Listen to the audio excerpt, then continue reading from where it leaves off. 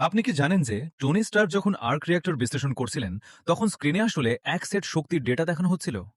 এর সর্বোচ্চ শক্তি উৎপাদন ছিল 1.8টি, যার অর্থ প্রতি সেকেন্ডে 1.8 ট্রিলিয়ন জুল শক্তি নির্গত হওয়া।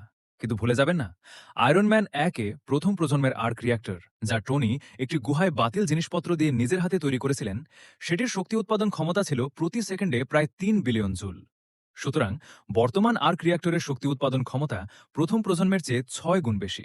অন্য কথায়, বর্তমান আর্ক রিঅ্যাক্টরটি যদি হাতে তৈরিও করা হয়, তবুও এর প্রযুক্তিগত স্তর টনিটির থেকে অনেক আলাদা। কিন্তু এই পরিসংখ্যানের তুলনায় আয়রন ম্যানেরটি আরও বেশি আশ্চর্যজনক। উন্নত আর্মারের হেলমেটে লাগানো হেড আপ ডিসপ্লে সিস্টেমটি আয়রন ম্যান 2-এ মাত্র একবার দেখা যায়, এমন একটি দৃশ্যে যেখানে টনি একবার ব্যবহারযোগ্য একটি এনার্জি ক্যানন থেকে গুলি চালান। কাছ থেকে দেখলে বোঝা যায় যে তিনি যখন রোডসকে শুয়ে পড়তে বলেন, ঠিক সেই মুহূর্তে আর্মারটি ইতিমধ্যে সম্পূর্ণ চার্জ হয়ে গিয়েছিল। এর মানে হলো, এই বর্মটি শুধু শত্রুর আক্রমণের ধরনই অনুমান করে না, বরং সম্পূর্ণ শক্তি সরবরাহ ব্যবস্থারও পূর্ব পরিকল্পনা করতে পারে।